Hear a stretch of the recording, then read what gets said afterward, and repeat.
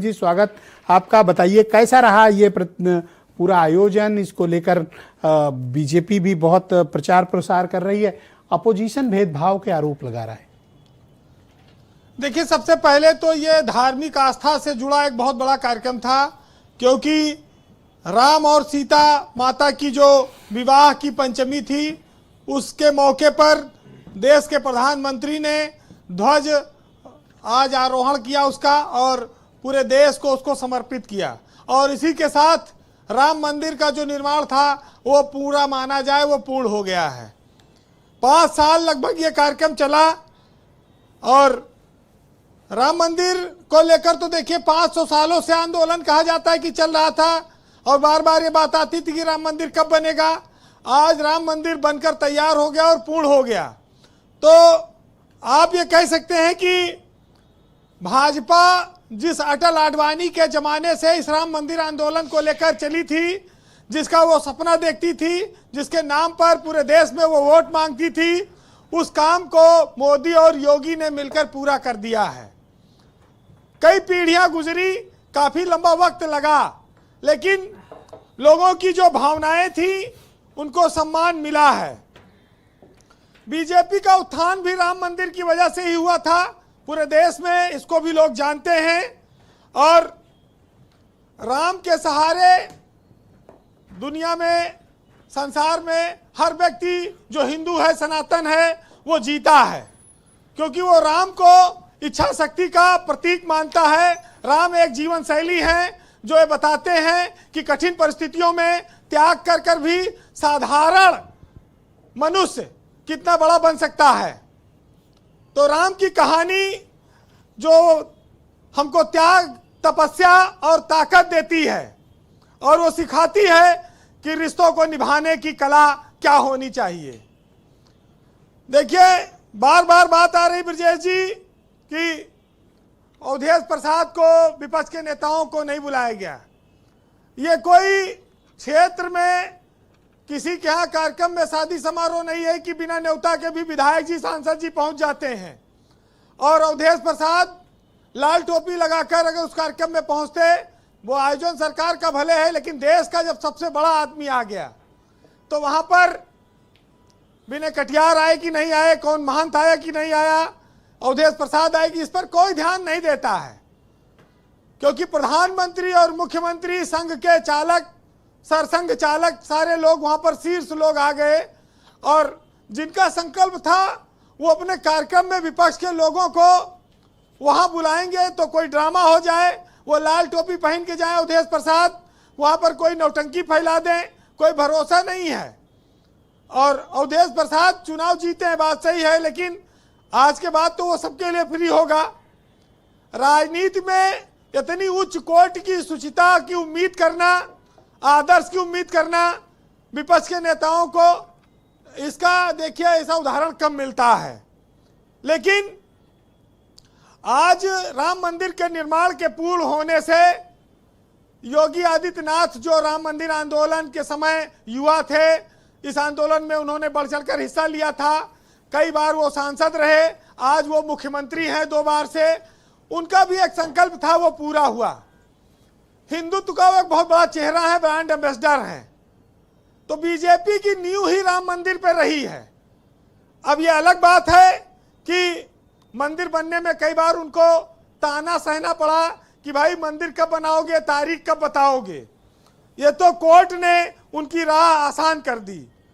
देखिए, मंदिर बने, मस्जिद बने, इस देश में फैक्ट्री लगे, सबका उद्देश्य अलग अलग है।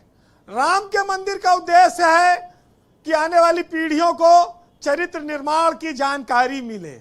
राम क्या थे, वो परिवार के लिए क्या भाव रखते थे, इस देश में परिवारों को कैसे बचाया जाए, नैतिक शिक्षा को कैसे जिंदा रखा जाए, इन सब चीजों के प्रतीक एक राम है। वो एक कहानी के तौर पर आप उनको ले सकते हैं, जो वैल्यूज को सिखाते हैं, चाहे सोसाइटी के प्रति वैल्यू हो, फ्रेंडशिप के प्रति वैल्यू हो, मदर फादर के प्रति हो, भाई के लिए हो, जो भी है, राम हर वैल्यूज में पूर्ण उतरते हैं और खुद सबसे पीछे रहते हैं, त्याग करके वो हर चीज को छोड़ते हैं रिश्तों की खातिर। तो ये सब वैल्यूज जो हैं वो राम की शिक्षा देने के लिए है। अगर राम का भव्य मंदिर अयोध्या में बना है तो बीजेपी वोट मांगे, लेकिन इस देश के आस्थावान लोगों के लिए वो एक चरित्र और भविष्य नई पीढ़ी के निर्माण का भी एक संकल्प है। वैसे आज आप देखते होंगे कि सबसे ज्यादा खतरा भारत में चरित्र निर्माण का ही है, परिवार का है, नैतिक शिक्षा पर है। टीवी, सीरियल, फिल्म क्या दिखाते हैं कि एक घर में 3 भाई हैं, 3 बहुएं हैं, तीसरी वाली बहू का अपने जेठ से रहा है, जेठ का अपनी दूसरी वाली भाई पत्नी से संबंध रहा है, फिर वो किसी और के साथ भी संबंध में रहा है।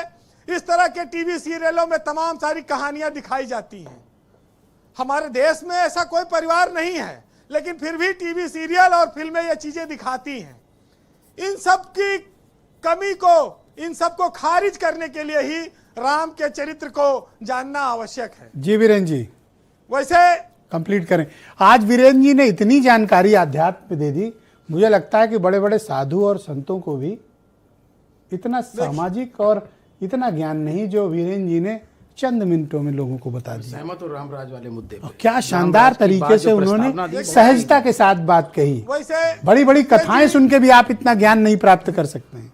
वैसे ब्रजेश जी, जब राम की बात आती है और बीजेपी राम का कोई काम करती है तो ये कहा जाता है, तो एक हंसी मजाक की बात है कि भगवान राम को एक बार ऊपर हिचकी आने लगी तो सीता माता ने कहा कि प्रभु आपको इतनी हिचकी क्यों आ रही, आखिर क्या हो गया?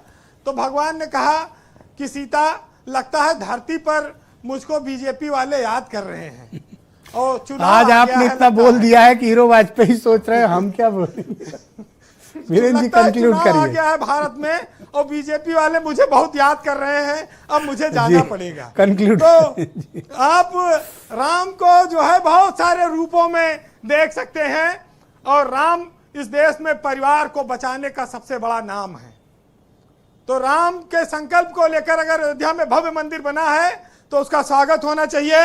और एक राम का अगर आप 4 लाइन का कहें तो मैं एक भजन सुना दूं अरे उनका। प्लीज, अरे इससे अच्छी बात क्या हो सकती है, हम सबको सुनाएं आप।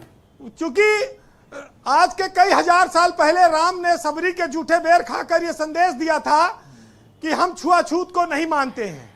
वो सबसे निम्न जात की महिला के हाथ का जूठा बेर खाया था उन्होंने, और इस दुनिया में भेदभाव खत्म करने का कई हजार साल पहले जिसको लेकर आज छुआछूत की बातें होती वो राम हमें दे कर गए हैं। तो सुनिएगा कि कोई सबरी खिलाए तो वो जूठे बेर खा जाए, कोई साथी हो संकट में तो वो बाली से टकराए, जटायु जब पुकारे तो वो बेटा बन के आ जाए, शरण में आए जो उसे फिर लंकेश बनवाए, वो जिसके नाम का पत्थर समंदर पार कर जाए, वो जिसके दम से तीनों लोक में संध्या सवेरे हैं, वही एक राम तेरे हैं, वही एक राम मेरे हैं। वाह, हाँ?